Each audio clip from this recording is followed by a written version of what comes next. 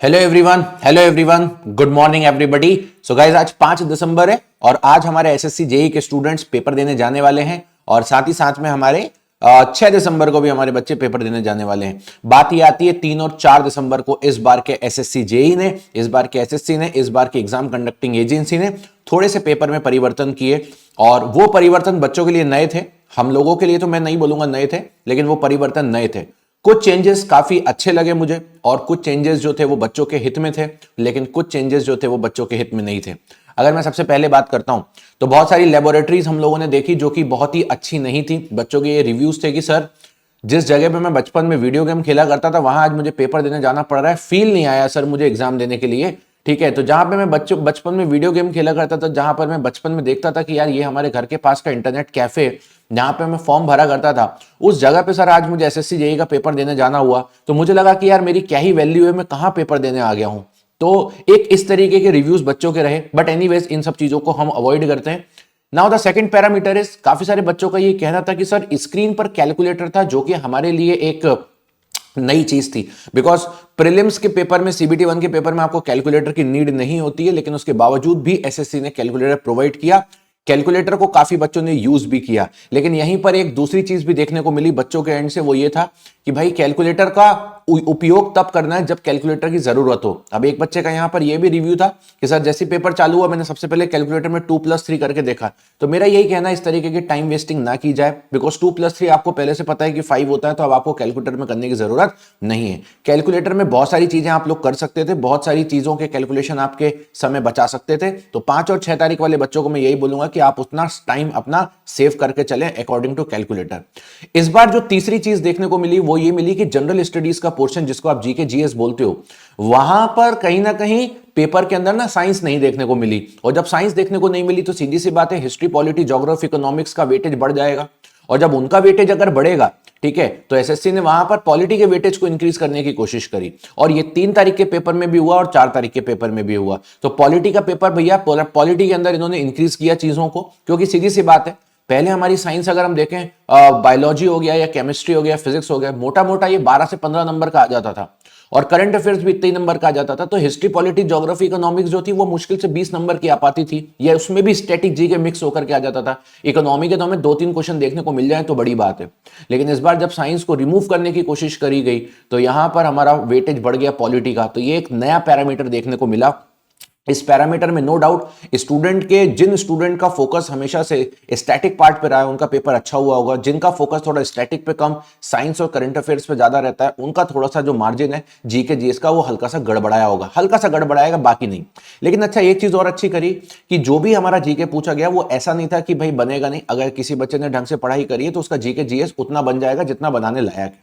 ना बात करते हैं रीजनिंग के बारे में। तो रीजनिंग में एक नई चीज देखने को मिली। नई चीज ये थी कि जो रीजनिंग का लेवल पहले आया करता था उससे थोड़ा सा लेवल को डिप कर दिया गया, उतना अच्छा लेवल नहीं था, लॉजिक्स उतने नहीं थे। लेकिन साथ ही में एक चीज और ऐड कर दी कि भाई 4 से 5 क्वेश्चन अब हम मैथमेटिक्स के भी पूछेंगे, मतलब क्वांट्स के भी पूछेंगे, चाहे वो सिंपल इंटरेस्ट हो या कंपाउंड इंटरेस्ट हो, टाइम एंड वर्क हो, इस तरीके के सवालों को भी देखने को मिला। मतलब हमारी जो नई वेंडिंग कंपनी है, नई हमारी कंसल्टिंग कंपनी है, उनका ये कहना है कि एसआई, सीआई और ये सारी चीजों को हम रीजनिंग में ही इंक्लूड करके चलते हैं। तो उन्होंने ये बेसिक मैथमेटिक्स को पूछने की कोशिश करी, ये बच्चों के लिए नया था। अब ऐसी सिचुएशन में क्या होता है, जो बच्चा पेपर में घबरा जाता है उसका पेपर कहीं ना कहीं दिक्कत करता है, और ऐसी सिचुएशन में जिस बच्चों को पता है कि ऐसा ही होगा तो वो अपने माइंडसेट को पहले से बना के चलता है ना। अब चलते हैं टेक्निकल की तरफ। टेक्निकल में हमें जो नया देखने को मिला वो ये था कि इस बार हमें न्यूमेरिकल्स, आप मेरी पूरी वीडियो को लास्ट तक देखिएगा, मैं बहुत इंपॉर्टेंट बात बताने वाला हूं। सेफ अटेम्प्ट भी बताऊंगा 3 और 4 तारीख वाले बच्चों का, और एवरेज अटेम्प्ट भी बताऊंगा कि बच्चों ने कितना अटेम्प्ट किया है, और उसी के बेसिस पे हम 5 और 6 के बारे में भी देखेंगे, और 5 और 6 के बारे में देखने के बाद मैं ओवरऑल भी बताऊंगा। अब बात करते हैं टेक्निकल के बारे में। तो टेक्निकल के पेपर में इस बार जो एसएससी ने किया है तो जो वो कन्वेंशनल चला आ रहा था पिछले 3-4 साल से, पिछले 3-4 साल में अगर हम देखेंगे तो एसएससी के पेपर इतने इजी आ रहे थे, इवन सीबीटी 2 का पेपर भी इतना इजी आ रहा था कि आप देखें बच्चों को लास्ट ईयर या लास्ट 2 साल में 500 में से 420 430 नंबर पे सीबीडब्ल्यूडी मिल रहा है। तो आप इमेजिन कर सकते हो इलेक्ट्रिकल मैकेनिकल वाले बच्चों के लिए पेपर कितना इजी आ रहा था। तो यहां पर टेक्निकल में मैं बोलूंगा कि थोड़ा सा अच्छा काम किया गया है। और अच्छा ये किया गया कि पेपर एकदम बिल्कुल ही लो लेवल का नहीं बनाया जा रहा है, पेपर में थोड़े से न्यूमेरिकल इंसर्ट कर दिए।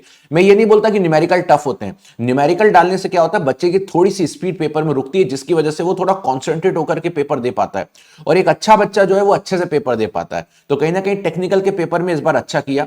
नॉन टेक में बोलूंगा ऐसा अच्छा नहीं है, ठीक है, मतलब आप मैथ्स डाल रहे हो, ठीक है, जो कि आपके सिलेबस में नहीं होती है, आप जीके जीएस से साइंस हटा रहे हो जो कि इंपॉर्टेंट पार्ट होता है, वो गलत किया, क्लियर, हमारी एग्जाम कंडक्टिंग एजेंसी ने। लेकिन टेक्निकल के पेपर में अच्छा किया, न्यूमेरिकल्स को इंसर्ट किया, जिससे कि पेपर का थोड़ा स्तर बढ़ गया। और एक क्योंकि क्या होता है यार, हम साल भर में एक अच्छे स्तर की तैयारी करते हैं, मैं तो हमेशा आपको पता ही है किस लेवल पे पढ़ाता हूं, ठीक है, हम एक अच्छे स्तर की तैयारी करते हैं, जब पेपर इतना आसान आ जाता है ना, तो बहुत बार क्या होता है, बहुत अच्छे बच्चे के नंबर आ रहे हैं 90 नंबर, और जो थोड़ा सा अच्छा एवरेज बच्चा था उसके नंबर आ रहे हैं 89 नंबर, इतना डिफरेंस आ जाता है। लेकिन अभी इस बार थोड़ा टेक्निकल के स्तर में डिफरेंस आया होगा, तो डेफिनेटली चीजें थोड़ी सी अलग देखने को मिलेंगी, वो तो चीजें बाकी आपको रिस्पॉन्स शीट की बात पता चलेंगी। लेकिन जिस हिसाब से मुझे पेपर देखने को मिला, जिस हिसाब से मैंने रिव्यू किया, जिस हिसाब से आपके अटेम्प्ट रहे, मुझे ऐसा लगता है कि इलेक्ट्रिकल मैकेनिकल में जो बच्चों ने अच्छे से एक्यूरेटली 70 से लेकर के 75 क्वेश्चंस किए हुए हैं, अच्छे से बोलूंगा मैं, ये नहीं बोलता हूं मैं कि भाई आपने ये सही किए हैं या गलत किए, मैं बोलता हूं एक्यूरेटली करना है, और एक्यूरेटली आपको भी पता है कि यार एटलीस्ट 90% तो होनी चाहिए,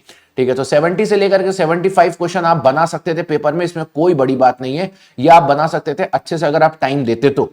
रीजनिंग आपकी ऐसी नहीं थी कि आप बना नहीं सकते थे, रीजनिंग में आप आराम से 43 प्लस क्वेश्चंस कर सकते थे, एज सच कोई दिक्कत आपको नहीं आएगी। जीके जीएस कुछ बच्चों के लिए फंसा हुआ है, लेकिन अगेन जीके जीएस में आपके 20-25 क्वेश्चंस हमारे बन सकते थे। तो मुझे ऐसा लगता है कि ये वो क्वेश्चंस थे जो कहीं ना कहीं एक बच्चा कर सकता था। अगर मैं यहां पर मैक्सिमम के बारे में बात करूंगा, तो आपका मैक्सिमम के बारे में ये जो चीजें निकल के आएंगी वो 143 प्लस निकल के आएंगी, और मिनिमम बात करूंगा तो 130। तो मुझे लगता है कि मैक्सिमम जो एवरेज अटेम्प्ट रहा है बच्चों का इस बार, एवरेज सही अटेम्प्ट बच्चों का जो रहा है वो 130 से लेकर के 145 के बीच में रहा है, ये एवरेज अटेम्प्ट है।